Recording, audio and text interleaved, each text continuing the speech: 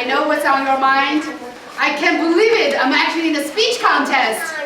Well, a short 5 weeks ago, none of these contestants or their parents even conceived that they will be here in a speech contest, let alone competing in a contest. Anyway, can you guess where did the public speaking rank on their mile-long to-do list? It didn't even make the list. So it's not very important for a lot of people, or it was too scary. Statistically, 80% of people would rather die before they speak in front of people. Who would rather die to speak in front of people? Or at least you felt that way before. I did. I must have killed myself so many times. Eventually, I survived the stronger. But anyway, so 5 weeks ago, thanks to the beloved, lovely dance teacher, Wei Na, she's not in the room. Thanks to her that she invited me to teach at her dance camp. And I ran into these wonderfully talented children and their visionary tiger moms and eagle moms, as I described. And then they quickly formed a team, and we started a 5-session training. Yesterday was the last training, and today will mark as the exciting milestone for them to show you what they've learned and accomplished just during a very short 5 weeks. I know some of the parents are still in disbelief that their children are actually inspirational, creative, and humorous. And from my experience, the kids are always more humorous than the parents, and more creative, many, many ways than the parents. Anyway, so with that, I want to invite our contestants, introduce the team, put our hands together for our super team.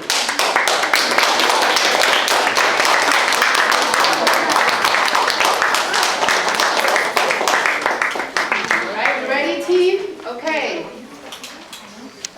We have a team chant. So, 1, 2, 3. Any speakers in the house? We shall speak. We shall seek. And any leaders in the house? We shall read. We shall lead. Any legend in the house? We create legends. Let legends soar. Any super team in the house? We are the futures changing the world. We are the future presidents. Okay. 1, 2, 3. Welcome to our speech contest. We will rock you. All right.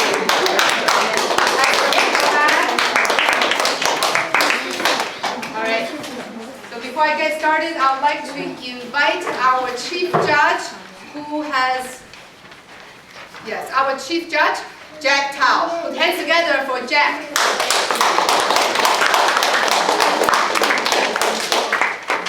Thank you, Coach Alice. Welcome. First, as a chief judge, I have to set up some rules, right? Well, here's the rules. I already drew orders for all of your contestants. I know you guys are so eager to try to come here, but I have to tell you, you can use any area here. Okay, just be yourself, don't worry about that. Speech contest, we have 3 parts. First, we're going to do the inspirational speech contest, 4 to 5 minutes. We have a time over there, 4 minutes, you will see the green, 4.5, 5.5, you will see the yellow. When you reach the 7, you will see the red. But don't worry about this, okay? Even you see the red, it doesn't mean anything. Just give you some reminder. Are you ready? Yes. Okay. Here is your order of the speech. First, going to speech is Shannon. Second will be Annie. The third will be Lucy. The fourth will be Kelly. The fifth will be Annie. And the sixth will be Forrest. So for the judges, You don't have to remember all those names just for your first speaker, second speaker, or whatever. Put you on the planet is what you think is number 1, number 2, and number 3. That's enough for you. I know it's hard for me to remember those names, but the good thing is we are here trying to do something different. Are we? Yes. Remember, Albert Einstein once said, he has a definition of insanity. Is what? Keep If doing the same thing, expect different results. Of course, everybody wants to have a different results. Are we? right. So, what are we supposed to do? Do something differently. Now, here's a chance. We have a fabulous and different, outstanding coach here, and I'm pretty sure we have outstanding kids here.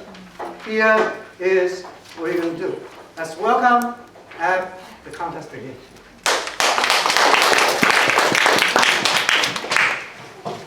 All right, ladies and gentlemen, I just want to set the tone for our first part of the contest, which is inspirational speech. So I figure the best way to start an inspirational speech is to give an inspirational speech. I will give a model speech and then set it up for the kids. So my model speech is called Just Do It. And today, I just turned 120 years old. I know I look pretty good for 120 years, but I am 120 years old.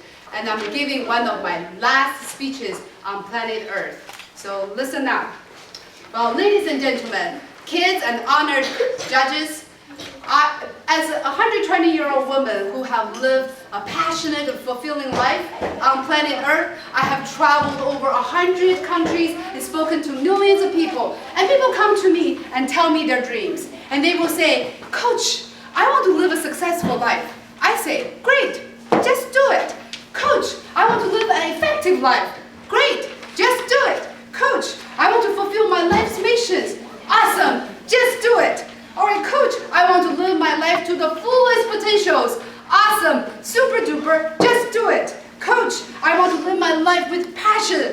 Wonderful, just do it. Coach, I want to be a leader. I want to make an impact in this world. Awesome, just do it, Lucy. And Coach, I want to become a straight A student. After all, Asian kids get straight A students, right? Your parents expect it and you have to do it. Well, super duper, just do it. And you say, I want to go to Ivy League. Wonderful, just do it. And you want to become an Olympic champion, right, Shannon? Just do it. And some of you want to become a famous writing like J.K. Rowling. Super duper, just do it. And you want to set up a charity to help the poor, to end world hunger. Wonderful, just do it. And you want to design the best video game in the world to make billions of dollars. Super duper, just do it. And some of you want to become a CEO of your own company, right? Annie, just do it. And some of you said, I'm serious. I want to make an impact in this world. Absolutely, just do it. And guess what? And they also come to me to say, but Coach, it is so hard to be successful. Super duper, just do it. And sometimes said, I just have no time to be successful, to be passionate about my life. Wonderful, just do it. And you said, no one believes in my dreams. No one believes in my life's missions. Super duper, just do it. And he said, how can I make my dream come true if it's impossible? You do it anyway. And then you said, well, no one follows me. How can I be a leader? Right, Vivian? Do you want to be a leader? You do. Well, just do it. And then you said, Ivy League is hard. Nobody can get in. It's so much competition. Wonderful. Just do it. And you said, schoolwork is hard. I can't get straight A's. Too bad. Just do it. And then you said, my parent is difficult. They don't understand me. I'm this poor, sad little teenager or preteen. Too bad. Just do it. And you said, if I only could get over this writer's block, I'll be as famous as J.K. Rowling. Super duper, just do it. Kelly, you asked Coach, Coach, what do I do? You just do it, and what? Do it. And then you said, I'm too young to design the best video game. What do I say? you do it. Do what, coach? You do it and do it and do it.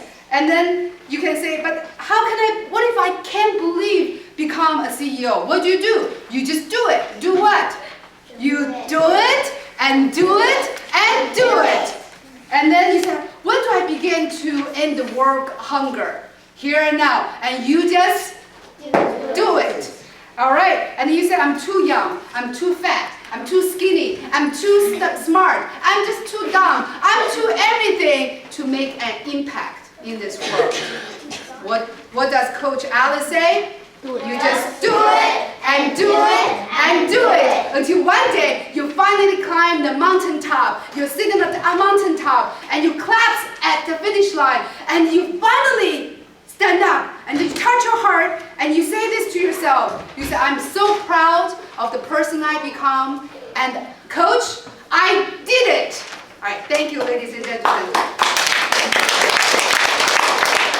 So this is what I want. This is a speech I attributed to my wonderful 6 super duper magnificent contestants today. Only a short 5 weeks ago, they were labeled as shy, quiet, not expressive, definitely not funny. But I can assure you, they're more inspirational, more creative, more humorous than I can see anybody that I know at their age. So I'm very proud of who they have become. And today is just an exciting milestone to showcase what they have learned, what they have acquired.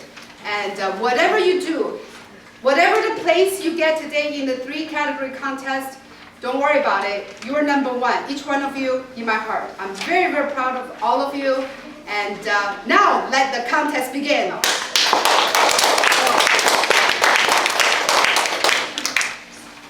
Our first speaker is Shannon the Shattering Bowl. Shannon the Shattering Bowl. I have a dream.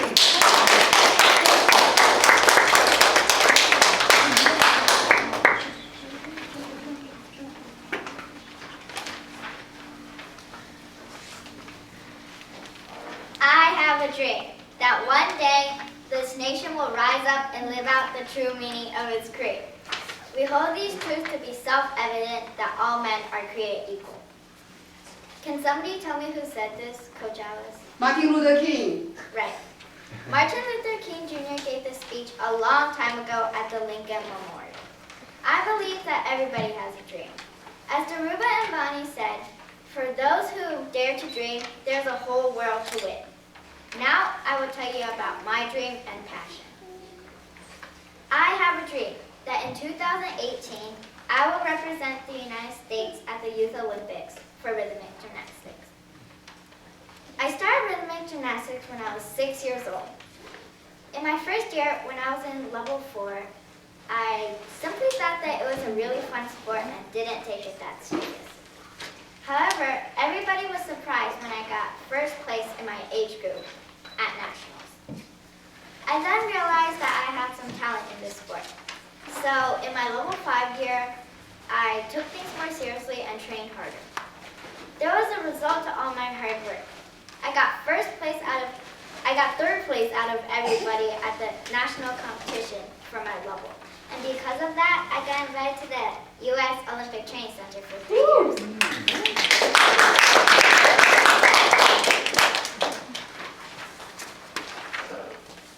Because of all those accomplishments, I decided I could do big things as a passionate athlete. So to represent the United States at the Youth Olympics became my dream.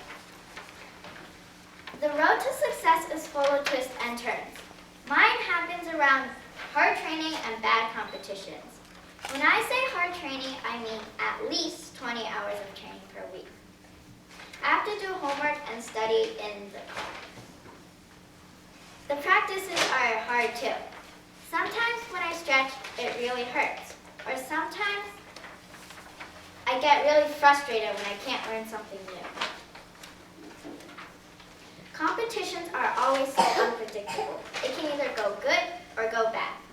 As Henry Ford said, failure is simply the opportunity to begin again, this time more intelligently. Whenever I do bad at one competition, I always do better at the next. I think that is because you're more careful after mistakes.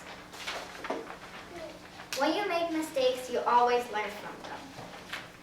There are many other things on the path to my success, but they cannot stop.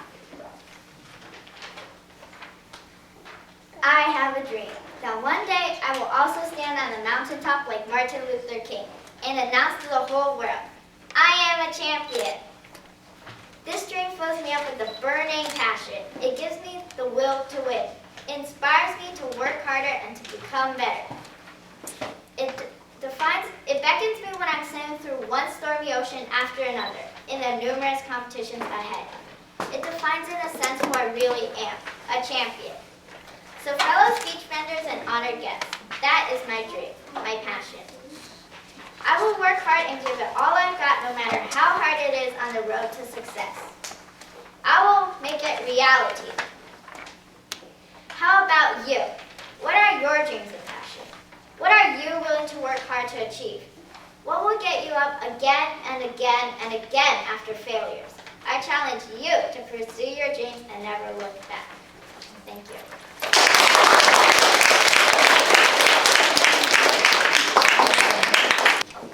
Getting ready for the second place to speak. Dreams, passions, and inspirations by Annie the Awesome. Put hands together for Annie the Awesome.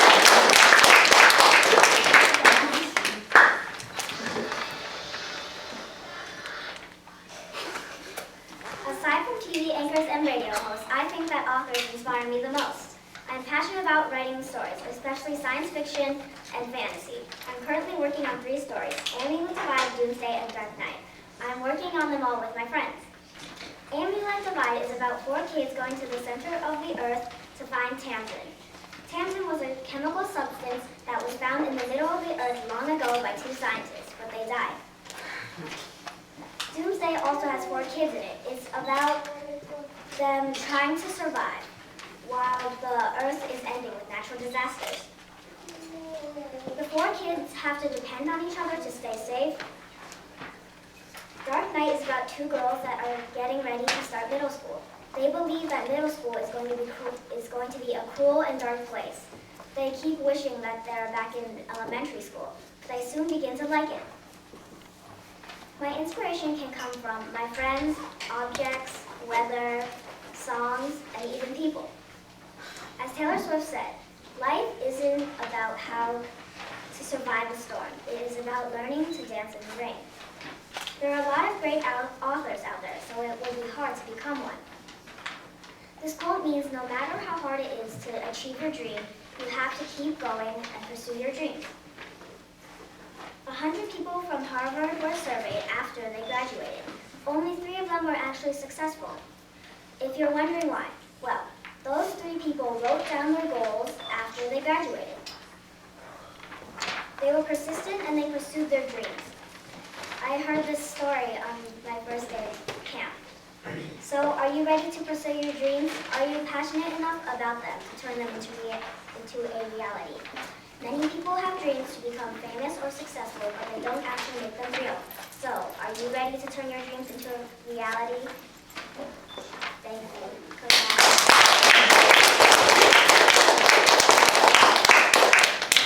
Please maintain 30 seconds of silence for the judges to mark the ballots.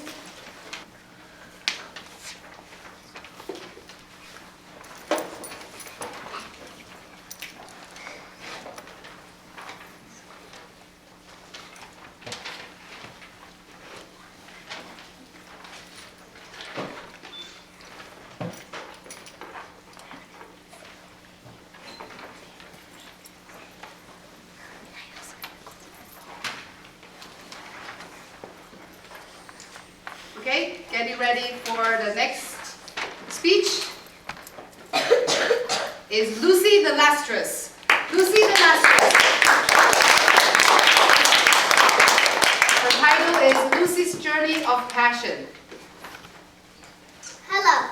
Today, my speech is about the person that inspired me the most throughout my awesome life. It's someone who gave me a tough mind when I fell from a ski lift and no one realized my wrist was fractured till 2 weeks later.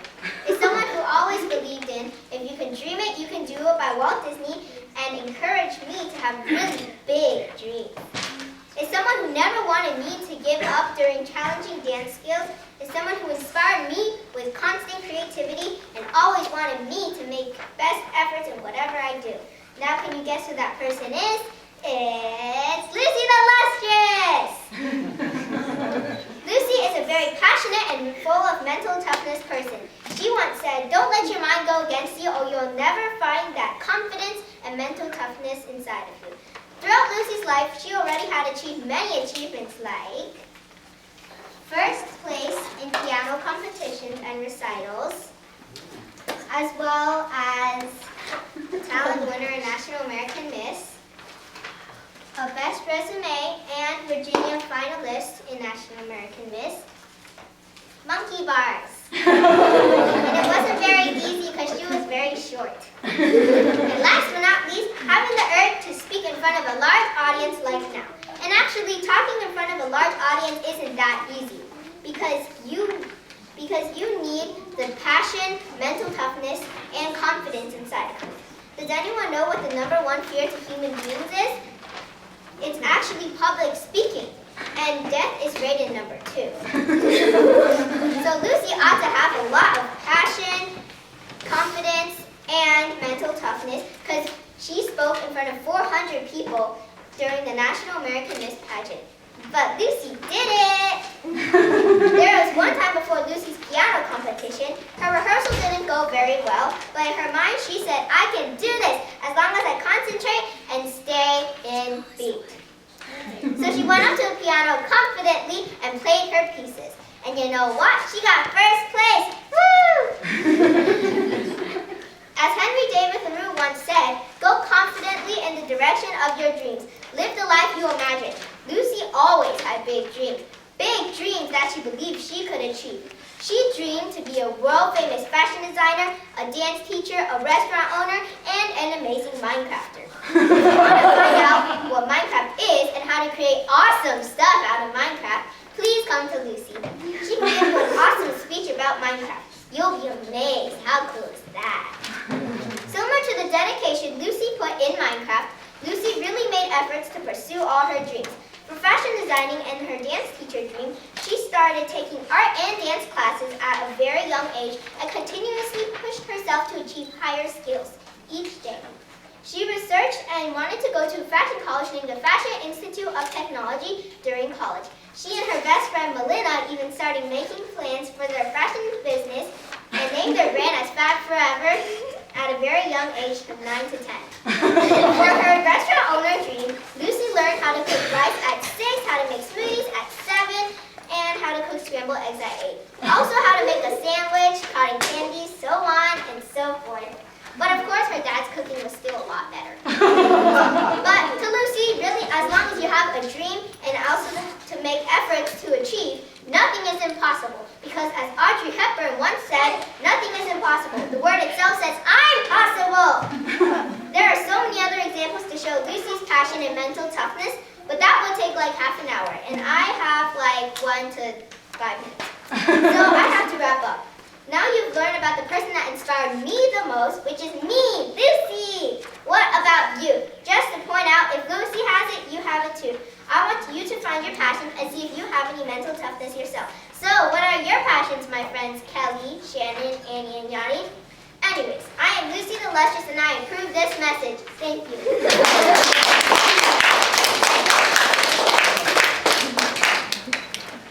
All right, I approve that message too. Please maintain 30 seconds of silence for the judges to mark their ballots. All right, coming up, our contestant number 4 is Kelly the Confident. Hands together for Kelly the Confident. Her title is My Passion for Gymnastics. My Passion for Gymnastics, Kelly the Confident. Passion rebuilds the world for the youth. makes all things alive and significant by Ralph Waldo Emerson. Today I am going to share my passion for rhythmic gymnastics. My mom introduced rhythmic gymnastics to me when I was 5 years old. Our eyes were glued to the screen watching competition videos. I was so fascinated and impressed by those beautiful poses, movements, and the music. I started to dream that one day I could do these performances. I fell in love with this sport since the first tryout. I thought it was very elegant and training with friends was a lot of fun.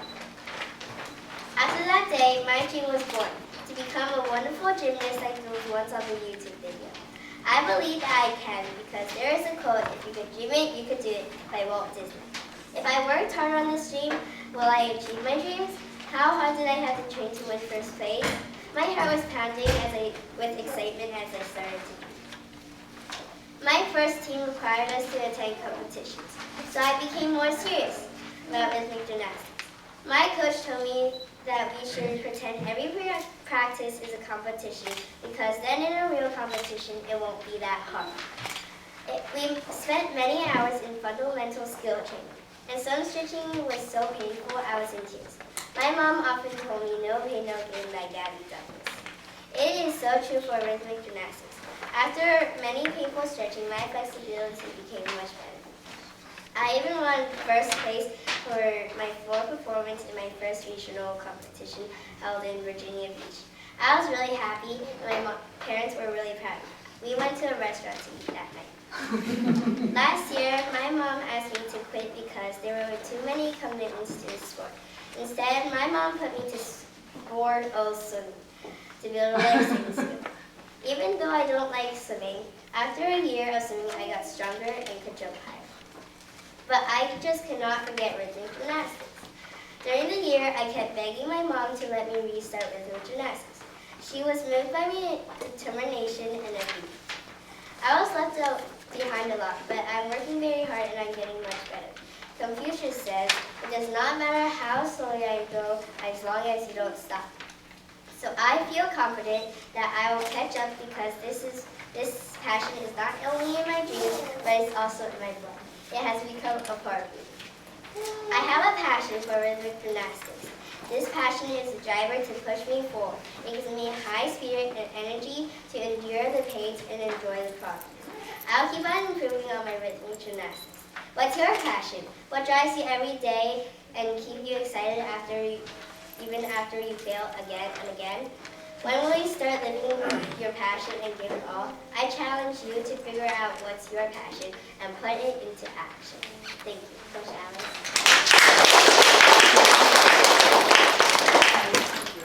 All right, please maintain 30 seconds of silence for the judges to mark their ballot. Coming up, the fifth contestant will be Yanni, the Yes Leader. Hands together for Yanni, the Yes Leader. Her speech title today is Passion and Inspiration. Passion and Inspiration. Yanni, the Yes Leader. Even though I want to be a CEO, one of my other dreams is to be a dancer. I hope that one day I can be a famous dancer that is known worldwide. I want to dance across the stage by myself, all eyes on me, and the spotlight shining down on my face. I go to dance class every Saturday, but sometimes when I'm stretching, I want to give up because it hurts too much. But then I think about a girl named Zhang Mei. She inspires me to keep me going. Zhang Mei left home to dance at the prestigious Beijing Dance Academy when she was just 11 years old, the same age as me. She also thought about quitting, but remembered her warning at the auditions, that this academy would be the hardest thing she would ever do. She said she was ready then, and she still was. As Vince Lombardi once said, winners never quit and quitters never win. Zhang Mei started training when she was 11 years old. Most famous dancers started when they were 5 or 6 years old. Zhang Mei had a late start, but she was still successful because she worked extra hard. There are many other problems too. Many other dancers at the academy made fun of her. They said that since she was from the country, she wasn't as sophisticated or graceful as them. Also, the ballet teacher wouldn't let Zhang Mei participate in her class. She was just like the other students and said a country girl couldn't master the elegance needed for ballet. But as I said, she still succeeded. That's why I'm inspired by her. When the dance move is too hard, I think I'll never be famous anyway, so what's the point? But then I think about her. Her conditions were much worse than mine, but she still made her dreams into reality. So your dreams, what inspires you?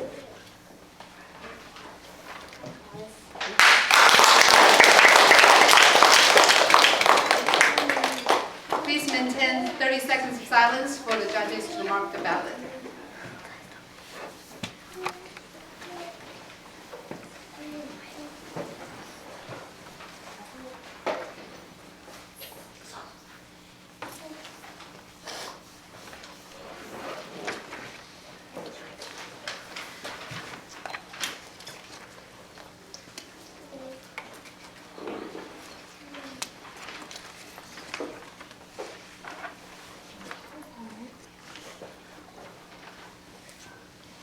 Our final inspirational speaker is actually the only boy in the team. I did not meet him at the dance camp. I knew his mom for a long time. And that will be Forrest the Fabulous. Hands together for Forrest the Fabulous. His title is Passion and Mental Toughness. Passion and Mental Toughness. Forrest the Fabulous.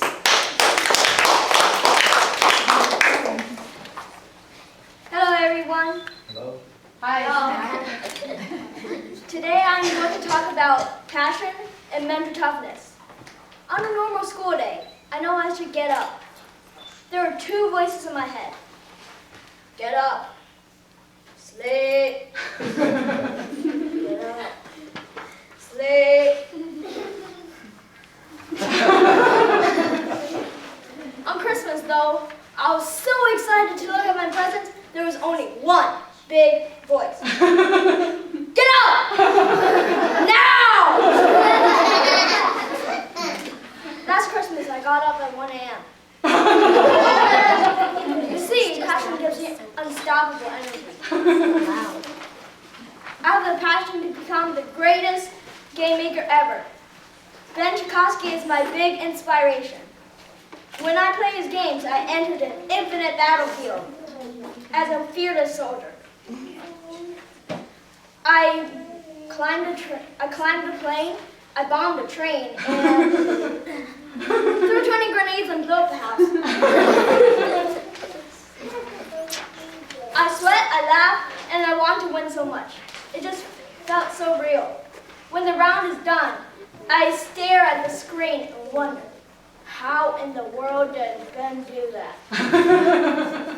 I want to do just that and much better. I believe I could become the greatest game maker ever. In my future game, you are on the mission to save the universe, the whole universe, from robots and aliens and even evolved animals. You can build your own city, you can build your own planet, and you can make your own army. This game could be used in any device. Wii, Xbox, maybe not DS, virtual reality glasses, and much more. You can get many benefits, such as you can develop more curiosity, develop creativity, you could sharpen reactions, and much more. Your parents will basically beg you to play this game. Of course, there will be many challenges. That is when I will be tested on my mental strength. I have to learn a variety of different subjects and skills, such as computer programming, art, math, and even writing and speaking. Of course, I'll have failure on the way, but I'm not afraid. Benjamin Franklin said, I didn't fail. I just found 100 ways to do it wrong. Fail, in fact, stands for first attempt in learning. I was told that failure was the mother of success. Now, failure. I need to wait 9 months to see the success. I'm glad I found my passion. I am willing to test my mental strength. I am ready to take my journey toward my goal. How about you? Have you found your passion? Are you willing to test your mental strength? I am inviting you to join me on this journey to pursue our passions. Coach Alice? Thank you. Just 30 seconds to mark the ballot, and then we'll invite contestants back to interview them for a couple of questions while we're counting the ballots for the final first place, second place, and third place.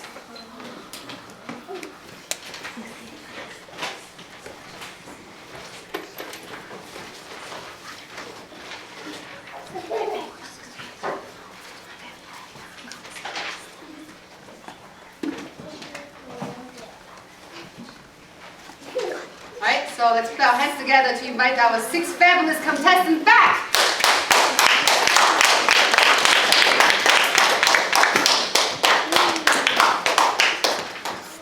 Alright, so we're going to ask you a question. The audience can ask a question if you're curious about them as well. So I want to ask Lucy. So Lucy, tell us a little bit about the last 5-week experience. How would you describe it? They have no preparation, so we'll see. Well, it was very fun. It was kind of nerve-wracking. They had a lot of awesome stuff. Yeah, no homework, just awesome stuff. It was fun because I get to hang out with all my friends.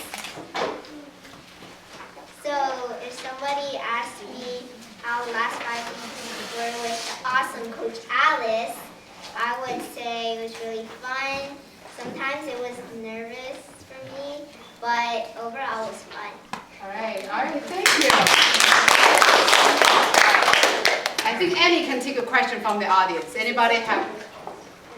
This is not table topic contest. The table topic contest is the last category. No, this is just an interviewing, guys. Anybody from the audience has a question for our next contestant, Annie? Yeah. Anybody? All right, Melody. What's the difference you feel today versus the past? Well, there's more people here today watching me. And, well, that's basically the only thing that I feel that is different besides what we're doing right now because we didn't prepare anything. All right. Okay, thank you, Annie. They're awesome. Next person is Shannon, the shattering bowl. Any question from the audience? I know Brandon has a question. What is the difference between what you improve and what you didn't improve? He's only 7. Well, like what I improved and what I didn't improve. Okay. What you are now, what you are before, maybe? Okay, what you are now and what was it like before we start you practice this? I used to be afraid of speaking in front of people, but now I'm still afraid a little bit, but not as much. And I get more,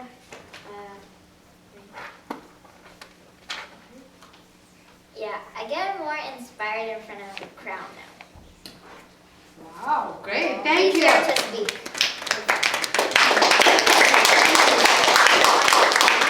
Okay, Kelly, any question from the audience? For Kelly. Yes, Denise. What benefits did you get from swimming that you can apply now to pursuing your goal? And was your mother right? My mom was sort of correct. Because I didn't exactly.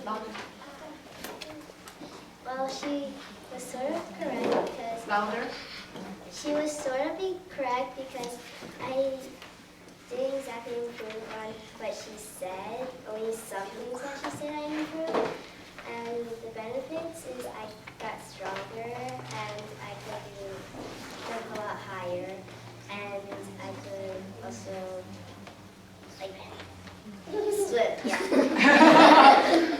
Oh, she can save other people in the water. All right, thank you, Karen. One question for Yanni, the yes leader. Yanni, step forward, please. Question for Yanni. All right, Yanni, you tell us. So how did you start public speaking? I started public speaking when my mom signed me up.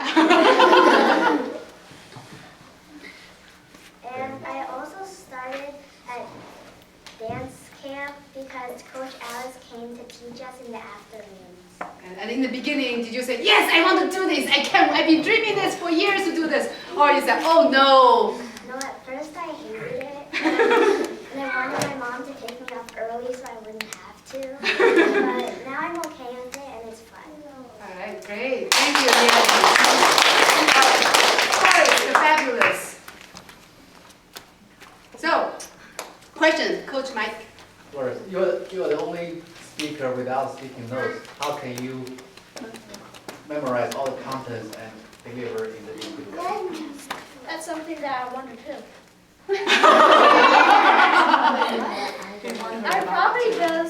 It's probably just I memorize the main points and then it just comes fluently. And it's also because of my mom's nagging me. All right, so first question. So, how did you start public speaking?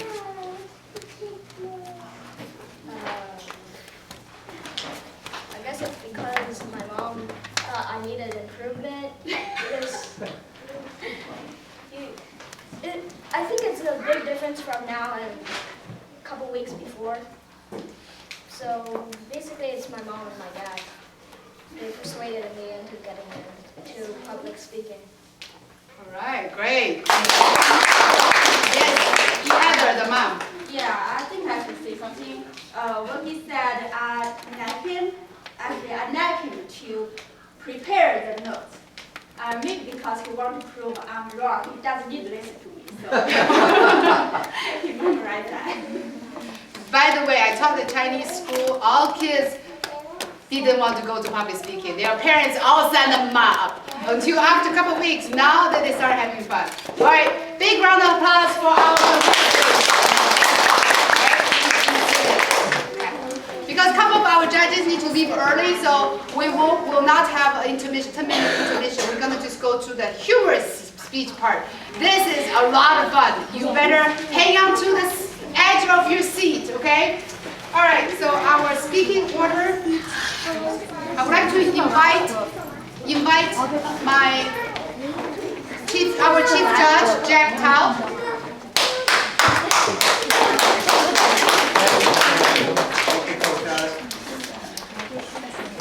Ladies and gentlemen, do we have a great speech contest so far? Yes.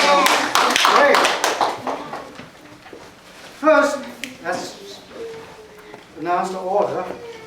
The first speaker will be Lucy. The second will be Kelly. The third will be Shannon. The fourth will be Forrest. The fifth will be Annie. And the last will be Yanni. There's a lot of ways to say something in different ways. That's why we are here. Remember we talked about we have to do something different than expect a different result.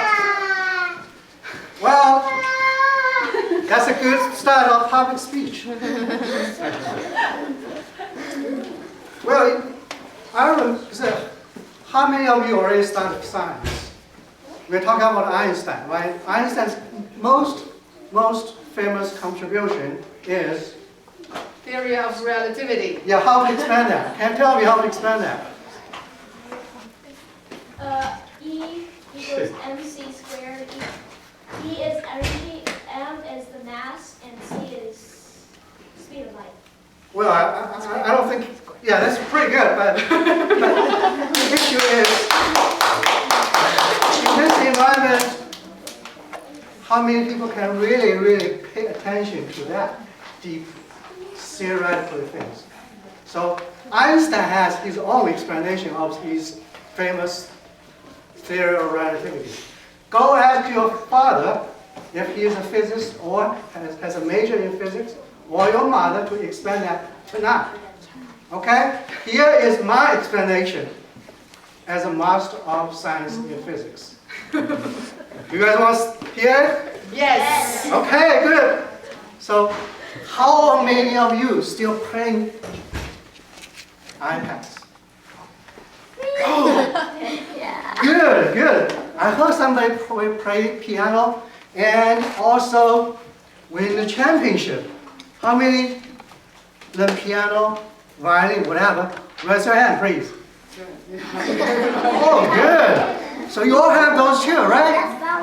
So, how many of can you relate to that when you guys play the iPad? And your mommy say, come on, it's already 30 minutes. You say, no, no, mommy, it's just 5 minutes. Is that you? Okay. At the same time, your mommy say, go ahead and practice piano. Go ahead and practice violin. You say, the mommy say, you just played 5 minutes. What do you say? No, I want to play 30 minutes. Is that you? That's called theory of relativity. Okay? All right. Go ahead and ask your mommy and daddy how to do that. Okay. All right, thank you, Chief Judge. All right, our first humor speech contestant, ready to entertain us, make us laugh, and laugh our socks off, will be Lucy the Lustrous. Hands together for Lucy the Lustrous.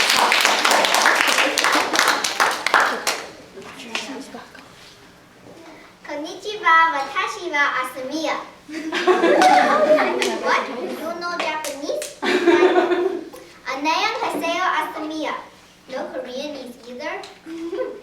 Okay, now I will speak a language you have never heard before. Aloha, my name is Asamiya, and today I'm going to tell you a very awesome story.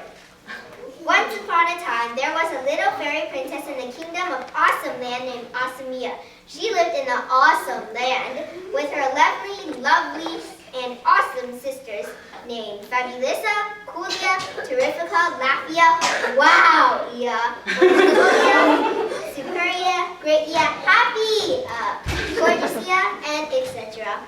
One day, Queen Fantastica of Awesome Land called her up and said, "My most precious Asamiya, it's so awesome to have you as my princess. Now you have grown up and explored every single awesome inch of our awesome land. So now you need to go and spread your awesomeness to another amazing place called Fantasyland, or some fairies call it Earth." Asamiya immediately cheered up. "Oh really? That sounds so awesome. Can I go explore it?" "Yes, of course. You first need to find your awesome Earth parents on your own. Here's a list of awesome places I recommended you to try. As long as you point to the name and close your eyes, you'll be brought to the place in an awesome second. And once you find the awesome couple you really like with a wave of your hands like this, Mamma Mia, you have them as your parents immediately. You can choose whichever Earth parent as you wish. Just one thing to remember. Once you choose, they'll be your parents forever. No return or exchange. An awesomely wise choice." With full excitement, Asamiya set out for the journey. She packed herself some awesome snacks and, of course, her magic power. With just one finger point, Asamiya was brought to the first place on the list, Tennessee. Nah, nothing here except for yee-haw. So she pointed to the second place, China. Nope, nothing here except for the panda. Next place. And so Asamiya continued searching so on and so forth. She quickly scanned through all of them except for one place on the list. "All right, let me get one last try," she swore. When she opened up her eyes, she found herself staring at a picture with 3 happy faces. One little boy that looked cute but naughty, a lady who looks about in the 20th holding the cute yet naughty boy, and a man sitting behind the lady also smiling. When she turned around and looked outside of the back window, she saw the same 3 people playing tag in the yard. Immediately, Asamiya got really cheered up. She decided to continue observing the family. 3 days later, she said, "This is a family I want." And so with an awesome wave, just like the queen did to her, Mamma Mia, she appeared in someone's stomach. Oh, it was very loud and noisy. There were some grovel sounds too. She thought, this person must be very hungry, because after 5 minutes, there's food pouring down like heavy rain. Ah! I must eat something, Asamiya said. Soon, Asamiya got a huge stomach full of amazing food. The man must be the chef of a 5-star hotel, Asamiya thought. Soon she went to sleep, and she slept for a very, very, very long time, and also grew larger and larger and larger until by shrieking, "Ah! That must be the young lady," she said. Asamiya then started kicking, and the woman said, "Ow, doctor, please take her out." Poof! There was the woman, there was the man, and there were 5 aliens dressed in white. Ah! Asamiya was very scared, so she started crying. Seems like forever. Then she started to fall asleep again. And when she woke up, she was in the house that she first saw. She was in a little crib that smelled terrible. Ew, that's my stomach. She started screaming to make sure someone was home. With lightning speed, the young lady ran in and held Asamiya up to her chest. Then she turned to the little boy. "Hi, Justin. Isn't your baby sister so cute?" But she doesn't have a name yet. Can you think of a name for her? Said the little boy. He thought for a while. "Hey, how about Lucy?" "What an awesome name, Justin," cried the young lady. Asamiya, or Lucy, cried cheerfully too. And so, Lucy, Justin, Melody, and Steve lived happily ever after, at least for now. As you can imagine, they're seriously learning how to speak Asamiya 100 times a day. Thank you.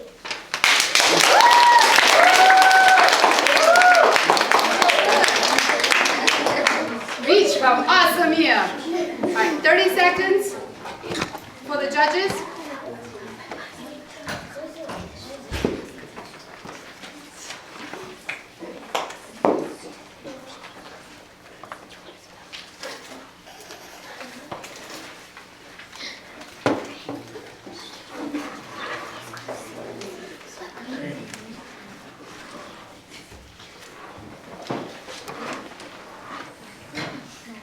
The second humorous speaker is Callie the Confident.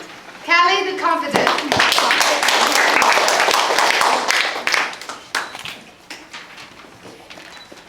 Who said school was boring? These are the events that happen on a half-day of school. In the morning, Miss Moore found out that I didn't have my homework assignment. "Where's your homework?" asked Miss Moore. "I ate it." "Now why would you do such a thing?" asked Miss Moore. "Well, you told us it was a piece of cake anyways." During math class, the teacher said that if I have 10 bananas in one hand and 20 in the other, what will I have? We all yelled, "Big hands!" That day, there was a boy named Jason, and he did not know the answers because he did not study for the test. He copied off of my test. How rude. When he looked up, he saw Miss Moore looking down at him and said, "I hope I didn't see you looking at Kelly's test." Then quickly and awkwardly, Jason replied, "I hope you didn't either." After the test, we worked on our multiplication. Miss Moore asked why I was doing the multiplication on the floor. I innocently replied, "Because you said you couldn't use the tables." Then we worked in our math book. After probably 10 minutes later, my friend Lucy randomly asked the teacher, "Why was the math book sad?" The teacher tricked her and said, "What do you think?" Then Lucy said in a monotone voice, "Because it has too much problems." Miss Moore ignored Lucy and asked, "Whatever I ask, I want you to all answer at once. How much is 6 plus 4? All of us answered at once. After a little more problems, it was lunchtime. We lined up to go to the cafe. One kid cut the line and the teacher saw it and told him to stand in the back of the line. 5 seconds later, the kid came back to the front. And the teacher said, "Didn't I tell you to go to the back of the line?" The kid said, "I did, but there was a kid already there." While we were walking to the school cafe, Lucy asked me, "What is the worst thing you're likely to find in a school cafe?" "Of course, it's the food," someone jumps in. "You see, school isn't that boring. If you did have fun, you'll think it's fun." Did you have fun hearing the story? Thank you. Yes.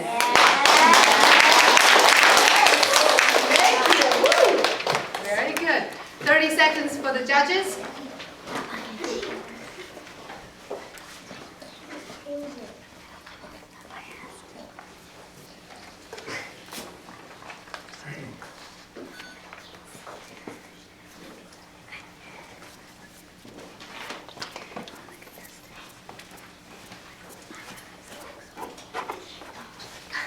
The next humor speaker will be Shannon the Shattering Bowl. Shannon the Shattering Bowl. The speech title is Lying.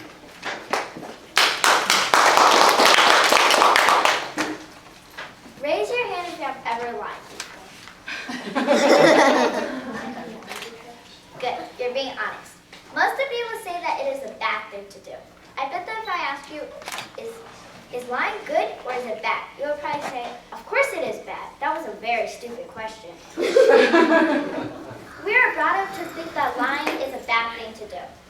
But it's not always bad. Now let me go into a little more detail. I believe that your parents have told you the story of Pinocchio to emphasize that lying is not a good behavior. There are always consequences for lying, like in The Boy Who Cried Wolf. "Wolf! Wolf!" the people came to him the first time. "Wolf! Wolf!" the people came to him again. "Wolf! Help!" This time there actually was a wolf, but nobody came. He lost all his sheep. You lose people's trust when you lie. You can break friendships or destroy family. The story that I'm going to share with you today is about a man who lies to help himself. However, it does not work. One day, a man was speeding. The cop stopped him and asked him why. He said, "Please let me go. My dad just had a heart attack." So the cops let him go. When the cops went back to the police station, they told others about the man.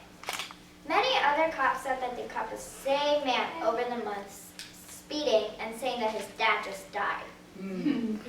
"Wow," one policeman said, "his dad must be superhuman with all those lies." Then another police said, "I will give him a very, very big ticket when I catch him speeding again." All the others agreed. There are a lot more harmful examples of lying, but now I will tell you about the harmless type of lying. It is called white lying. A white lie is when you say something that is not true in order to be polite or to not hurt somebody's feelings. For example, your friend asks if she looks pretty in her dress, and you say, "Of course, you look great in that dress," even though you might think that she looks bad. It always makes sense to try to be nice to everybody. So a little white lie doesn't hurt. Or your aunt might ask you, "How do you like the gift I've given you?" You would say, "Thank you so much. I love this great gift you have given me. A dictionary is exactly what I've always wanted." This kind of lying does not cause any significant damage, but makes the other person feel good. However, don't overuse the power of white lies. So those are the two types of lying: white lying and the type of lying that hurts other people. If everybody tells the truth, it doesn't always make the world a better place. If the truth is extremely bad, you can lie and sugarcoat it to make it a little better. Now, don't get the wrong idea here. Don't go home after you just got a big fat 0 on your test and add the numbers 1 and 0 in the same colored ink as your test. That might cause World War III between you and your parents. Never try to lie to cover a mistake. Only if you want to save somebody's feelings, you could lie and use a little white lie. Now to close my speech, I will tell you a funny story. One day, a man was standing in line to speak to the manager of a brand new business. He overheard him talking on the phone. He was throwing big gestures around and saying something like, "Hello, Mr. President. Can you restate the information regarding that $1 million contract?" There was a long pause, and then he said, "All right, I'll sign it tomorrow when I meet you at the White House." He then looked up and asked the man, "How may I help you, sir?" The man said, "I'm here to install that telephone." You see, even though that was a harmless lie, you can still imagine how embarrassed he got. Thank you. Great job, Shannon. 30 seconds for the judges.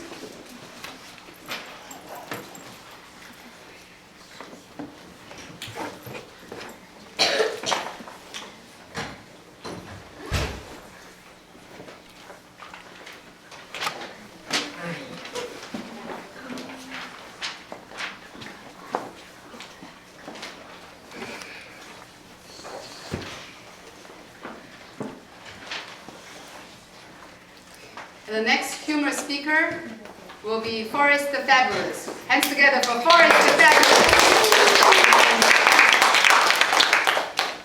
His speech title is A Hard Life of a Chinese Kid in America.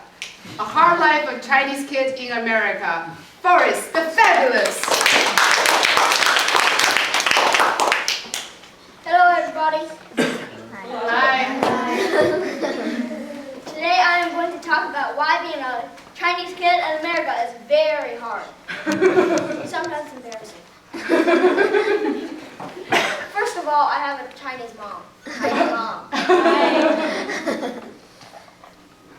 You know, my parents are from China. They speak Chinglish. What is really fun to hear? Something like, "I'm so hungry, I want to eat a snake." Snake or snack? Your bed is dirty. You need to cover it with your shit. Shit or sheet?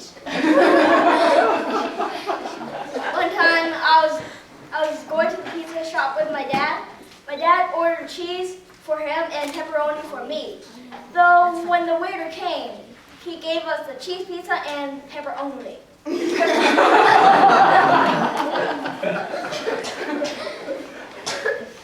My parents ordered hot water, even in the hot summer. And sometimes, yeah, they do this at the aisle in the supermarket.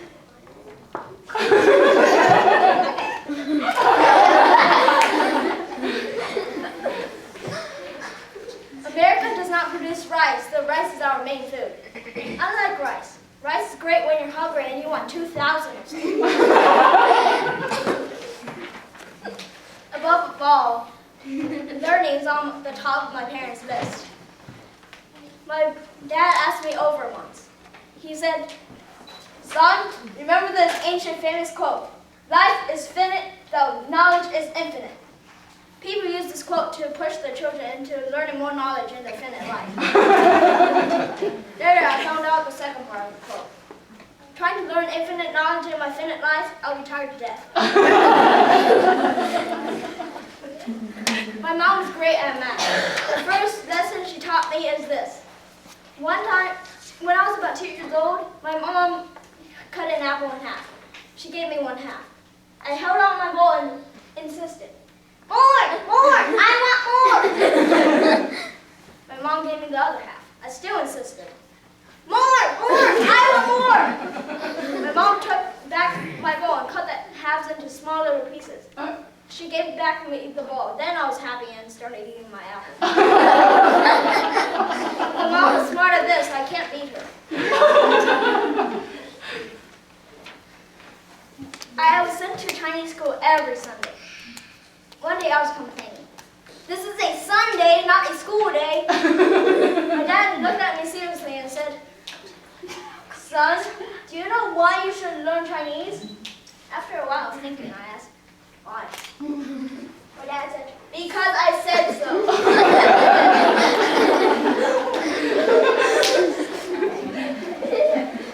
Not only academics, I gotta try different sports. One day I had this swimming meet. I got number 1, counting backwards. Dad was a little furious, which means a lot. I felt bad for him and patted him on the shoulder. Dad, you should be happy for me. Nobody could ever catch me. There, I'm getting smarter. On Mother's Day, I gave Mom a card. I wrote, God cannot be everywhere, so he created moms. I really mean that. Moms never forget what you ever done, what you ever said, and she will punish you just because she loves you. The love is very tough. My life is not always hard. I get a lot of privileges. I have pizza for Saturday and dumplings for Sunday. I read Harry Potter and COD. I get presents for Christmas and about $100 for Chinese New Year. And I use all of it throughout the year. Because of my mom. I could go on and on with my life, but one thing's for sure. I love my family and our adventure on Earth. Thank you.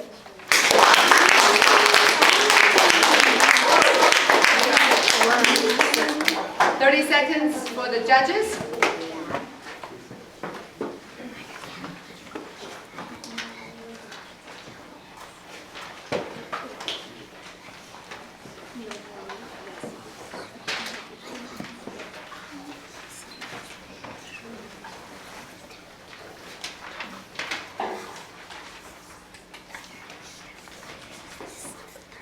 And the next humorous speaker is Annie the Awesome. Annie the Awesome.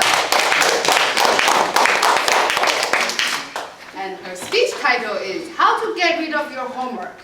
How to Get Rid of Your Homework. Annie the Awesome. Do you hate homework? Well, Yes. Well, homework kills trees, and we need trees to breathe. So teachers, if you're listening to this, stop giving us homework and save trees, or else we're gonna die. A lot of kids hate homework. If you hate homework, then why do you do it? Instead of doing your homework, here are a few ways that you can get rid of it. The first way to get rid of your homework is to use a classic excuse and turn it into reality. One of the oldest excuses in the book is, my dog ate it. So your teacher would go, where is your homework? And using the dog excuse, the student would say, well, my dog kind of ate it. So your teacher probably wouldn't believe that your dog ate it. So I suggest that you take a picture of your dog and give it to your teacher. If you don't actually have a dog, go on Google and search up, my dog ate my homework. Google always gives us results. Another way to get rid of your homework is to make wallpaper, paper mache, an airplane, or origami out of it. And if you decide to make wallpaper out of it, it could be a memento. The wallpaper can be hung in your room. Every time you walk into your room, you see the wallpaper and you remember that you are smart, so you outsmarted the teacher by making paper mache. John Wayne said, life is hard. It's harder if you're stupid. So that means by making wallpaper or paper mache out of your homework, you are smart. And if you made a paper airplane or origami, you did a fun art project. And art is one of the subjects in school, isn't it? There are a lot of other ways to get rid of your homework. The possibilities are endless. You could eat it or accidentally throw it out the bus window and have the bus run over it. And you can even toast your homework and put it in a s'more. Now that would probably taste weird, so maybe you can use it as fishing bait. Maybe fish like burnt paper better than worms. There are so many ways to get rid of homework. My favorite way to get rid of homework is to make a campfire. If I can't find any wood to keep the fire burning, I can invite some of my friends over and we can burn our homework together. Anyways, that was a few ways to get rid of your homework.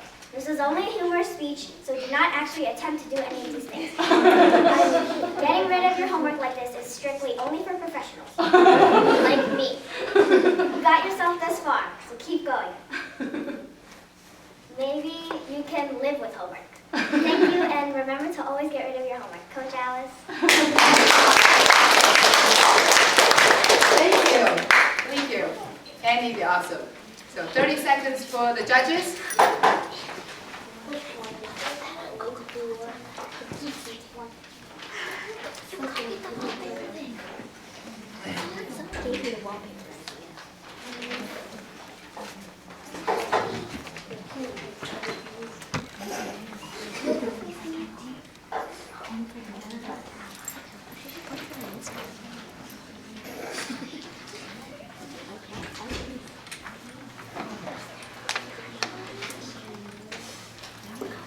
All right, our final humorous speaker will be Yanni, the yes leader. Hands together for Yanni, the yes leader. Her speech title is How to Flunk Out of College. How to Flunk Out of College. Yanni, the yes leader. First, let me say it's very important to graduate college. It gives you good job opportunities, like in life, the board game. And as Leo Darachi once said, college is like a fountain of knowledge, and students are there to drink it. So with that being said, I advise you don't try to do anything I'm going to say. I will be telling you 4 easy rules on how to flunk college. Rule number 1, don't make friends. Under no circumstances should you get to know your new classmates. They'll probably want to introduce you to new experiences. Instead, paste photos of your high school friends all over your dorm room, playing about the good old days of 12th grade. Besides, your friends will probably be in class when you're going to pitch it, so you can't hang out with them. So what's the point? Rule number 2, don't study. Studying leads to the possibility of actually doing well on quizzes and tests, which will prevent you from flunking school. In the worst case, you could end up making friends with students who want to study, which is a direct violation of rule number 1. Besides, who needs to study? Rule number 3, don't go to class. You'll learn things, possibly things you won't need for a career outside of the fast food industry. All that knowledge will just take up space in your brain. You could use the extra space for something more important, like memorizing songs for karaoke night. This, of course, will be every night. Finally, rule number 4. Don't join an organization. Campus organizations will suck you into fun activities and stick you with students who have similar interests to you. They may even make you hang out on the weekends. You should steer clear of anything that gives you a connection to school. Those are my 4 rules to flunking college. Don't make friends, don't study, don't go to class, and don't join organizations. And remember, you don't need to try these to make sure they work. They've already been tested. People who have tested these have gone on to become people who don't have jobs, McDonald's workers, or hobos. Thank you for listening to my speech. Thank you. All right, 30 seconds for the judges, and then we'll invite the contestants back for the interview. And audience, you can start thinking questions you will ask about the humorous speech, or anything you want to ask them about speaking.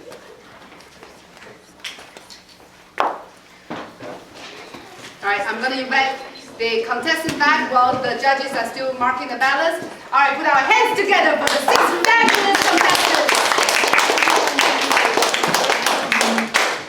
All right, step forward, Lucy.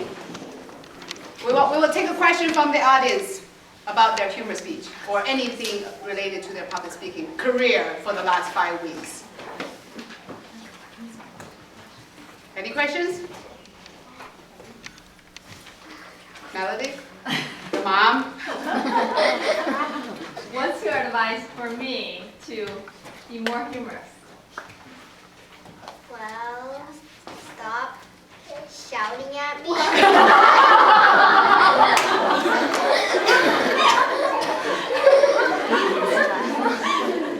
You might be in trouble. I take it back. And play with me more instead of just making me do homework. Because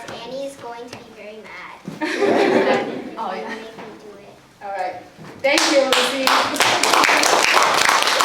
All right, Annie, the awesome step forward. I know, Yin, you have a question? Or this in general, and compared to where you were before the class and to now, how from the humor sense, do you think you have improvement, or is there something same, or where you get this humor sense? Well, most of my humor comes from my friends. What they do. Well, I don't think my humor has really changed since I started this class. It just brought the humor. Before, you might not be able to share in the public places, but now you can. Everybody has a sense of humor. You just need to bring it out, right? Okay. Thank you, Annie. Okay, Shannon, the judgment vote. Questions for Shannon?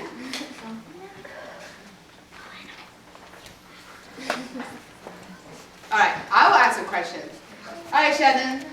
So before the humorous speech contest started, your mom texted me, her speech is not funny. I don't think we can compete here. I was like, wait a minute, let me ask Shannon tomorrow first. So how do you feel through the training session that you have gradually started become funny? Well, every week of class, somebody always shares a joke, so that kind of influenced me.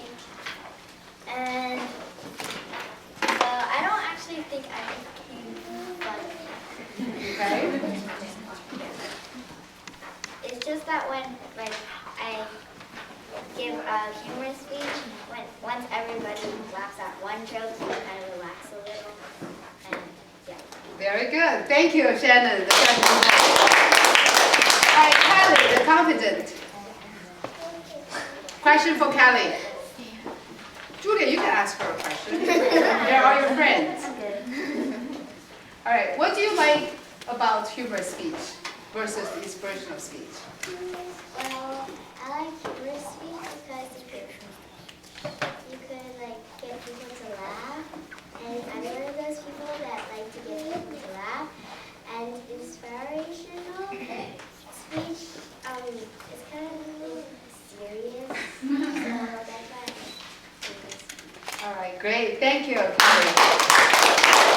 Okay, Yanni, the yes leader. I have a question for you. All right.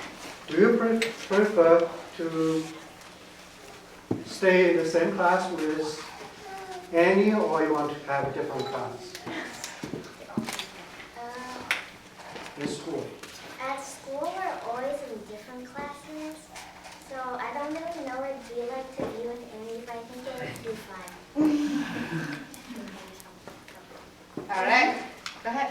Finish. I'd always have a partner for projects and stuff, and then I wouldn't have to drive over to someone's house because we live in the same one. So that's why I think it might be fun. All right. Thank you. All right, Forrest, the fabulous. Tell us how you developed your sense of humor. Online. Most of my jokes came from online. Right? And my dad, he's good at making some jokes that I don't really think that you'll be very interested. Most of them are with his job, like their accent. And also the Chinglish one, the shit and sheet, that was from him. From him. So the two main places I found is online and my dad. All right, great. Put hands together for our contestants. Please be seated. And the next part we're going to finish very quick because it's only going to be a 1-minute speech. This is impromptu speech. All the contestants do not know what I'm going to ask. So we will have Heather, Miss Heather, escort all our contestants out except the first contestant. The first contestant, it will be Annie the Awesome. Annie, you stay in the room. Everybody else will be escorted. Yanni. Yeah, Yanni. Oh, Yanni, the yes leader. You stay in the room, everyone else, please follow Miss Heather. And make sure they do not glue their ears onto the door.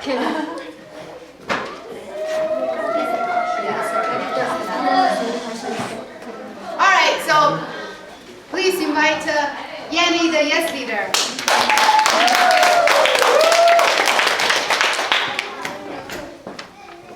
Okay, 1 minute. Somebody's looking at the watch. So Yanni, if you had $1 million, what would you do? What would you do if you have $1 million? Yanni, the yes leader. First, if I had $1 million, I would invest, and then I would give some to my parents for raising me and everything, and then I would make a giant gingerbread house to play in, and also a giant bouncy house to bounce around. And I'd probably give all my friends iPhones and laptops. So that's what I would do if I had $1 million. Very good, Yanni. Good job.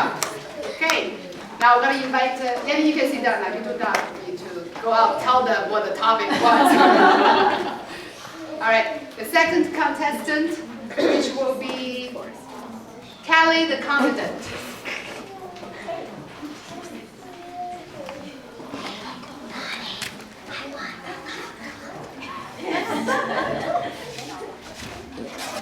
All right, put hands together for Kelly the Confident.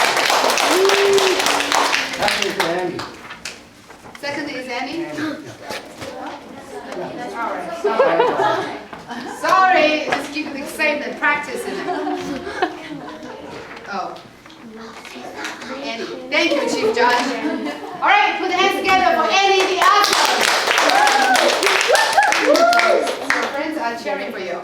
All right, Annie, if you had $1 million, what would you do? If you had $1 million, what would you do? Annie the Awesome. If I had $1 million, first of all, I would split it into three, and then give some to my sister, my mom, and my dad. Then I would save some of my half for college, and then use the rest to buy like an iPhone. and then I would donate some to charity. That's what I would do if I had $1 million.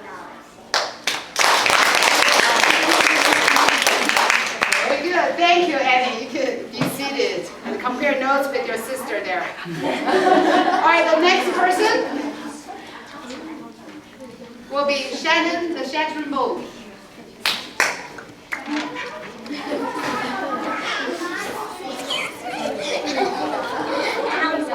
All right, put hands together for Shannon the Shattered Mold. All right, Shannon. If you had $1 million, what would you do with it?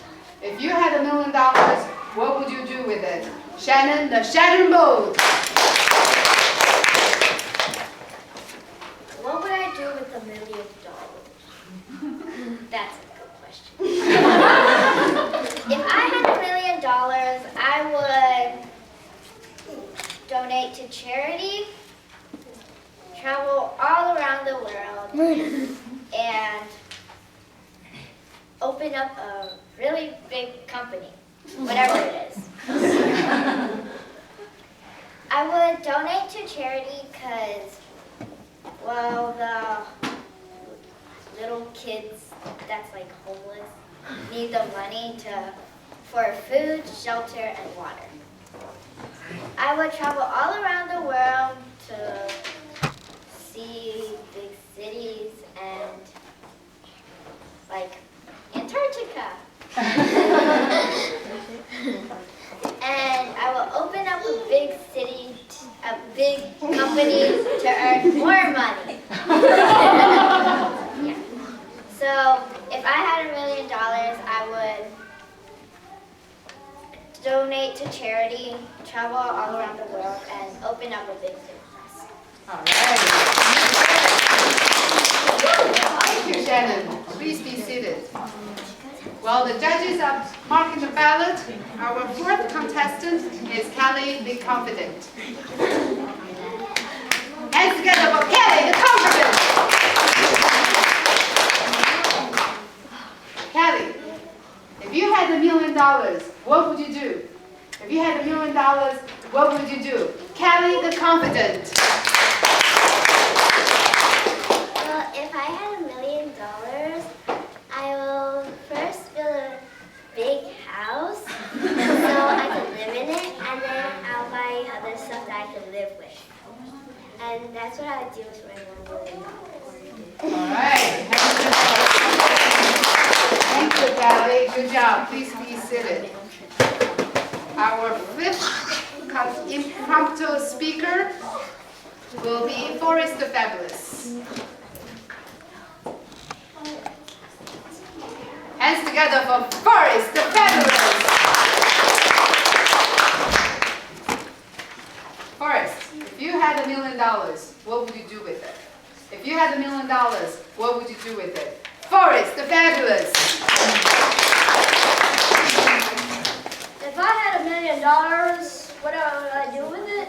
I'll probably put it into the bank and have it invested, so I could get about $1,000 each week. So if I had $1 million, I would put it in the bank to invest it. All right, hands together for Forrest. I want to know your bank. Our final speaker will be Lucy.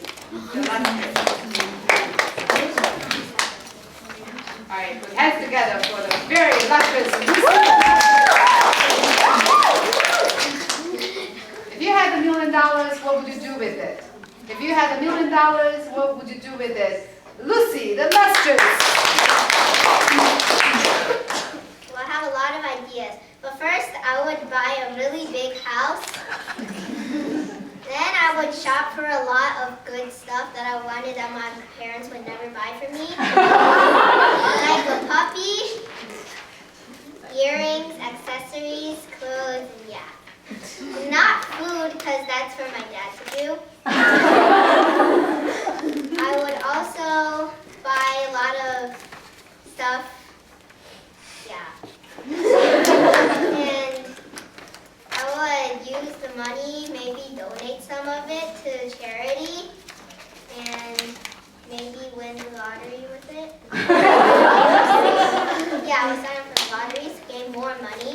And part of it I would use to save for more stuff, like expenses and tax.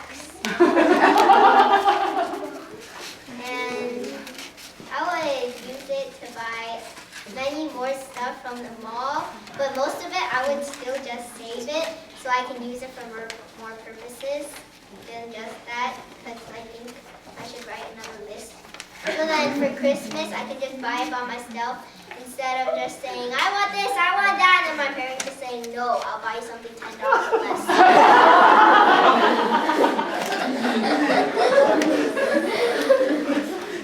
And I will also use it to go to amusement parks and have fun with my friends that are sitting here and there and other places. So if somebody asked me what I would do with $1 million, the tons of ideas I just listed is what I would do. Thank you. All right, so our judges will mark the ballot to come up with the first place, second place, and third place winner in both humorous contests as well as the table topic. And we will invite our contestants back up again one last time. All the contestants, please, hands together.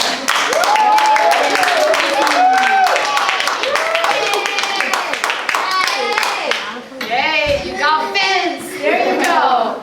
You can also become celebrity doing public speaking. All right, so this question I'm going to ask all of you the same question is, what are the tips and advice you would give to the future contestants? They are sitting there, they don't know yet, but they are going to compete in the next couple months themselves. So what would be your advice for them? Lucy. Well, for those of the older people, they're supposed to give advice to the younger kids, but since I'm already better than them. Well, first, don't have a bad attitude like my very known brother. You need to have confidence, passion, mental toughness, as I listed in my other speech if you guys were listening. Always finish your awesome stuff because that gets the coach to like you more. We don't have homework. We only have awesome stuff. And raise your hand more oftenly to go up and speak because that gives you more training. And love impromptu speeches because I really like improv speeches. All right, hands together. Hands together for Annie. My advice when you're speaking in public is to be confident, don't worry about what everyone else is going to do, and don't fall on your face. Thank you, Annie. Shannon Gold. My advice for public speaking and public speaking class is, well, just stay confident and relax. And also, she gives candy at the end of class. Yes, the candies is required to public speaking. All right, hands together for Shannon. Okay, Kelly. My advice is to be yourself and stay confident. And if you mess up, don't go blushy. Just keep on going. All right, keep on going. Okay, Annie, the yes leader. My advice is to always stay calm and not, like, if you mess up, don't go, oh no, I messed up.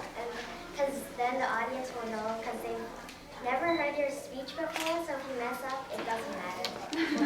All right, excellent. Thank you. And Forrest, your advice. I actually have a few. First of all, this was advice from Coach Alice. I morphed it a little. Imagine that audience as pink elephants with heart-shaped underpants or something. Another one is you need to capture your audience's attention. If you just go on saying like your career and you want the people to give you a few $1 billion or something, you need to capture their attention and convince them into it. Not just like, give me $100 now. Another one for anything is to put the pebbles in the jar before adding the sand, which means doing the harder things first and then doing the free stuff. All right, great. Thank you, Forrest. All right, so thank you. One more round of applause for our fabulous contestants. So proud of you. All right, please be seated. All right, we're very proud of them. So we're gonna quickly have our trophies awarded to our contestants. As I said earlier on, whatever the results today is, you are all #1 in my heart. I'm sure you're all #1 in the audience heart. While the chief judge is getting the trophies ready, I just want to invite some comments from the audience. So what do you think about this contest, and how did you think they did?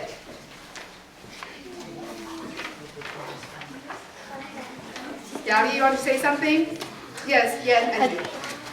Me? Yes. Yeah, I just saw them growing in this few sessions from the third session that listened to them until now, and they grew a lot. They developed a lot of very good skills. Yes, very impressive. Yes, thank you, Yin. Heidi. Okay, it's my first time here.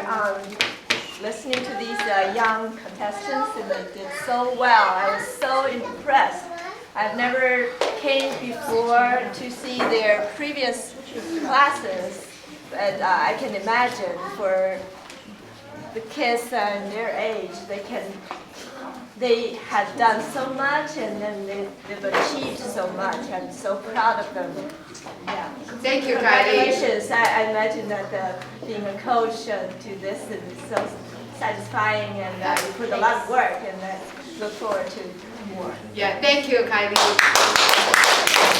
I have to say something that the kids are very talented, and in my mind, every kid is very talented. You just need to bring the talent out. And second, I also want to big thank to all the supporting parents. Because all these parents, Melody, Jen, Lily, Jimei, Heather, and Xiaohua, there was another kid, Carol today is on the airplane to China, otherwise she would be competing. She's also a fabulous speaker.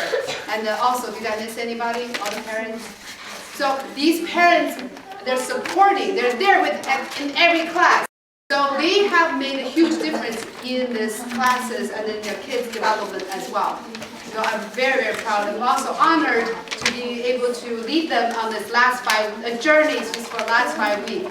I'm sure with a little bit more practice, one day they will run for the president. I can see that. So with that, Chief Judge, we have the final results. Yes, we'll present the trophy first. Yes, yes. Let's have our fabulous contestant line up here, please.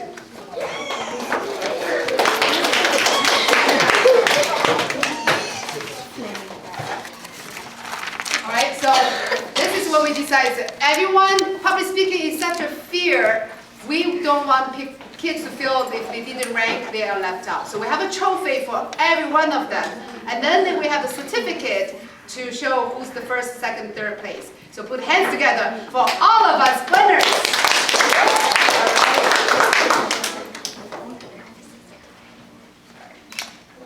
Good job, Annie. Proud of you. Good job, Shannon. Proud of you. You can save your applause toward the end. Good job, Callie. And good job, Yenny. And definitely good job, Forrest. All right, put hands together for all the winners. For inspirational contest, we have a tie for the third, which is Kelly. All right, hands together for Kelly. Kelly and Shannon. We have the second prize goes to Forrest. All right, Forrest. Give a big applause for the first prize winner, Lucy.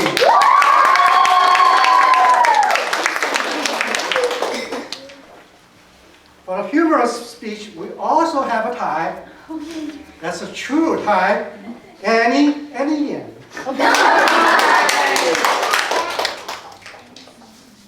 Annie, good job. Good job. Proud of you. I know there are no more hands to shake hands. Okay. Here. We have a second prize, Lucy. All right. And the first prize, Forrest. All right.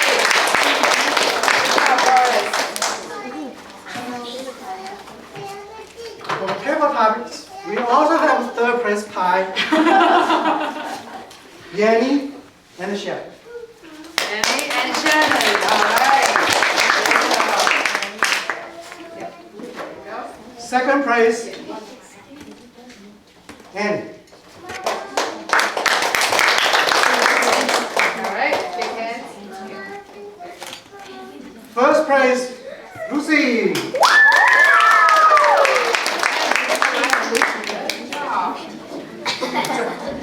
All right, so final round of applause for all the contestants. Good job. All right, sit down. And for all those parents who are interested in for fall, the school starts, the other speech classes, please see our Dr. Wu in the back. We have some classes on Saturdays at the dance studio with Reina. All right. So anyway, thanks all of you for coming here to support. We're going to start. Every other month we'll have a contest, so feel free to contact us for this.